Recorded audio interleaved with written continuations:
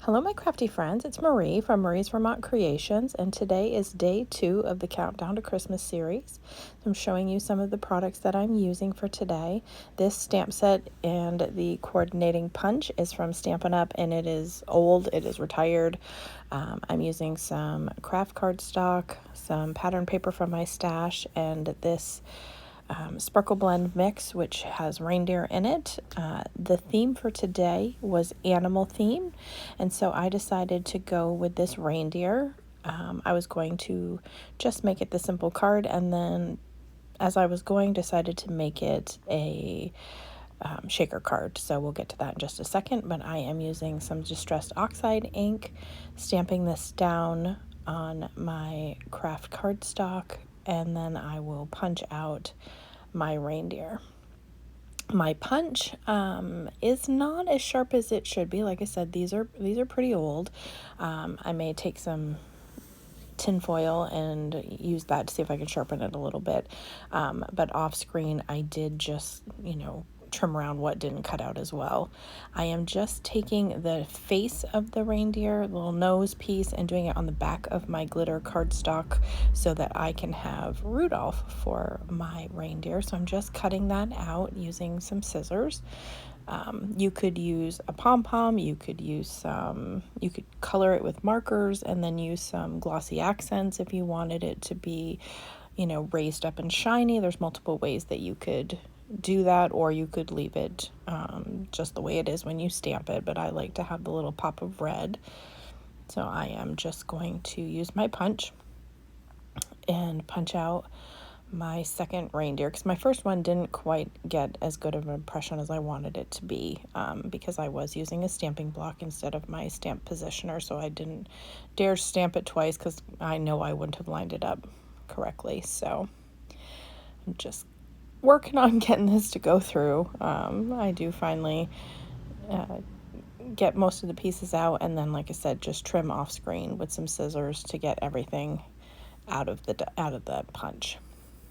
And so then I'm going to just use some liquid glue to adhere my red nose, and then I will adhere this to the stripe pattern paper that I selected from my stash. I really used a lot of retired things. I'm not sure if this was a Brutus Monroe paper. I'm not sure. I store them all of my 6x6 pieces of pattern paper are just in like a plastic tote that I just go through when I need it, and I don't honestly know brand or anything anymore because I don't keep them in their original packaging. So I probably should, so I would know to be able to tell you where it's from, but I am going to take a coordinating sentiment from the same stamp set and stamp that out using my VersaFine Clair Nocturne ink, and then I will trim that down with my paper trimmer. I left it so it is the entire width of this pattern paper, which the pattern paper is 5 1/4 by 4, so this is 4 inches wide, and long, and I don't remember how wide I did it. I trimmed it down so it would fit nicely with the sentiment, so I'm going to adhere that with my wet glue.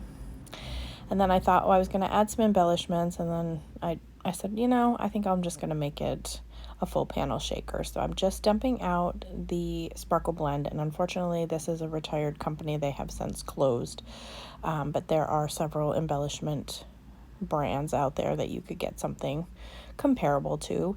I'm just taking out, they had some really large red balls in this mix to be representative of Rudolph, but in a flat shaker, anything that's too thick, it doesn't do very well and it pokes up, and so I'm taking those out. I thought I was going to glue a few of the embellishments on to the sentiment strip, but I changed my mind. I didn't end up doing that. So then I am going to take and start adding my adhesive, and I am using some double-sided tape to the back of this panel to make my full panel shaker. So I will do one strip and adhere it to this is just packaging that I had from my stash, and then you leave one side open, and so you can add your embellishments, and then obviously add your tape to the top and close it all in so that you have your shaker. While I'm doing that, I just thought I would talk a bit about this series. So Michele from Scrap Secrets has done this series for several years, and she asked me last year to join her for the full series.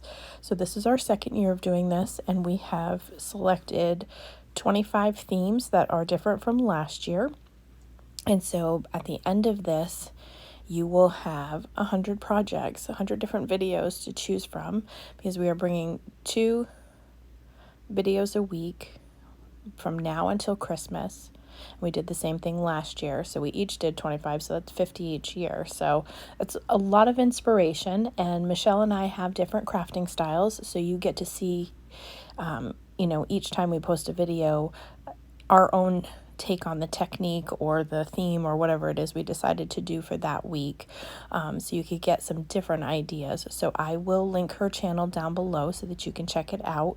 She did an introduction video on her channel. I didn't do one this year just because time got away from me before we got started, and she kind of goes over the series and how it works and prizes, but basically we're going to do prizes at the end of the series, and those will be selected from random videos. So the more you comment, the higher your chance is to win something. So I am definitely doing at least one prize, potentially 2, and if I reach 1,000 subscribers, I will add an additional prize.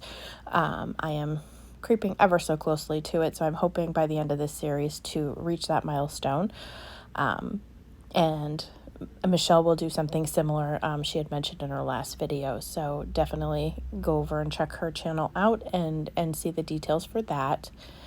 Now that I have my shaker elements in the card, and I am just trimming off the corners because they can get a little bulky and sometimes you can see the corners from the front, so I just take my scissors and I trim those down, and then I will add the double-sided adhesive all the way around that card panel so that I can get this onto my A2 size card base. And I like to do side folding card bases. I don't often do top folding. I'm not quite sure why. I think likely it's because I have a smaller trimmer. I use the Tim Holtz trimmer and it doesn't cut that way. I have to dig out my bigger one to be able to make a top folding card base, so that is probably why. It's just out of sheer laziness, if I'm being honest. But I am going to get this put down to this card base, and that is going to finish my project for today. If you have any questions or comments, feel free to leave them down below. I hope you'll check out Michele's channel to see how she interpreted this theme for this week. And as always, I hope that you have a great day.